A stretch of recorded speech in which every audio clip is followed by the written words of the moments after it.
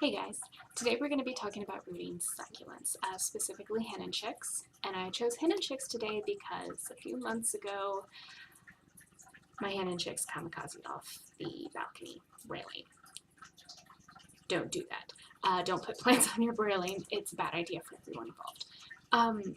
Anyway, it hit the ground and exploded into a million pieces, and I was able to save several of the leaves, which you will see in this little video that was supposed to be a picture, but ended up being a little video.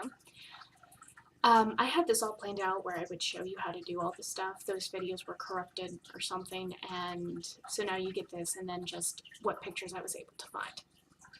Anyway, when you are looking at the leaves, you want, as these leaves are, full leaves that have a clean, I have the example over here, sorry. I guess to call them a nodule. That's the term that I have seen in several of the succulent circles that I've looked at. But you want it where it has very cleanly snapped off of the stem, not broken behind that nodule, because if it is broken and you can see the inner flesh of the leaf, it is going to rot and you will not be able to do anything with it besides make a unholy mess. Anyway, what you're going to want to do is you're going to get these nodules out. You're going to get these leaves and you're actually going to put them down on a piece of paper. This is a paper towel that I have right over here in this picture. But you want it to dry out for like 2 to 3 days with these leaves. And the reason why you want to do that is it will form a callus, and from that callus is where the roots will grow. It is not letting me scoot. One moment, technical difficulty. Okay, I'm back. Technical difficulties over. I do apologize for that. Anyway, in this next picture, this one is actually a jade leaf that did not kamikaze but was part of the rooting succulents thing, and it's just showing a little bit better that little nodule that I'm talking about. Right above my thumb is where you should be looking. How it's not broken. It's not really smooth, but you can tell that it's just where the leaf has snapped off instead of being broken. That's what you want to look for even on the henna chicks, is something to that degree. Most succulents, not all succulents, can be rerooted if you just snap the leaf off at the base of where it meets the stem. Again, you have to let it callus over, so it will root from that. This picture here, I have removed the henna chicks off of the paper towel onto just a plain plate. I've spritzed it down a little bit with some water, and I've put some plastic wrap over it. And this just kind of keeps the humidity in it. Do the misting very, very lightly, because I over-mist it because I have a bad habit of overwatering my plants. In fact, that's why I have a cactus named Lazarus. But you just want it lightly misted, enough that they have some humidity to encourage root growth, because I had a couple actually rot doing this, and you really don't want that. So just if it looks like it's a little bit too humid in there, lift the plastic wrap a little bit, let it air out, dry out, and you'll be fine. What you're going to look for eventually is going to be this. Those little pink specky things on the base of the plant, those are the roots. That's what you want to see. And as soon as you start seeing those, you can do this. This is actually what those plants look like today. Those are, and that's not even all the plants. I gave 3 to my mother, 1 to my friend. I actually have a couple rooting in a separate container, or finished rooting, because they're getting passed on to another friend. So this isn't all the leaves that made it. And they look really, really bad, and they haven't gotten as big as I would like, for 2 reasons.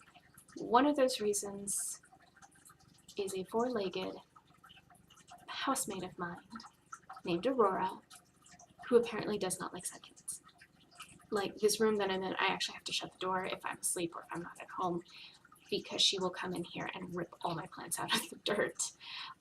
So that was a little bit of a struggle. But all of these plants are the same size. They're all still rooting. As you can see, I'm going to pop it back up again. There are little leaves starting to come up. My friends have actually theirs are bigger than mine at the moment, which I think is hilarious, even though that they're all the same age. They're all not quite 5 months. So it's mostly because my cat is an asshole and kept ripping them out. The other reason why my succulents aren't doing so great growing wise is because they weren't getting enough light. And I've actually recently remedied this by getting me a plant light.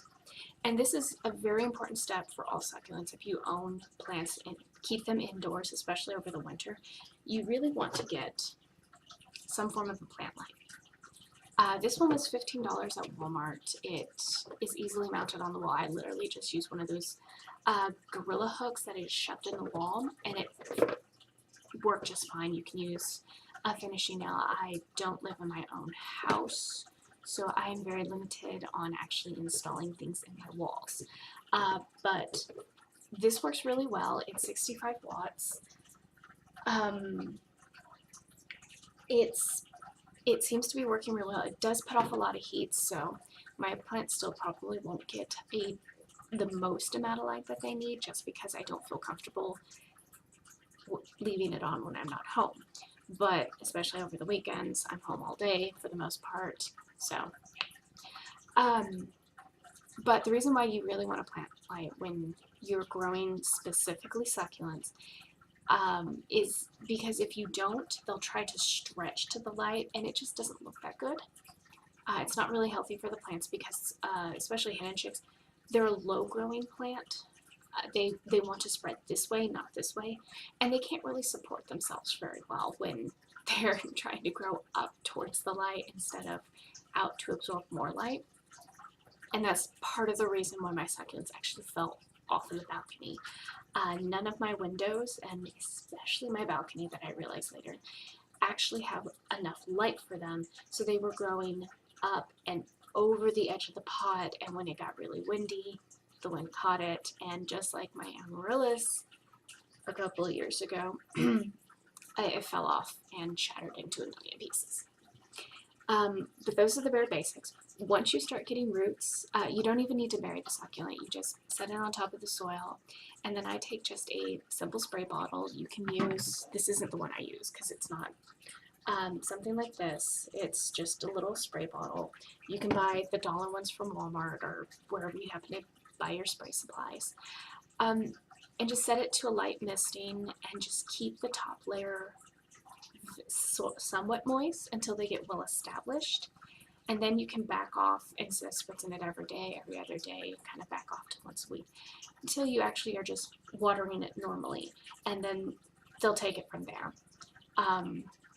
My mother's, who again is same age as these, are actually about this tall, which means she probably needs a grow light too.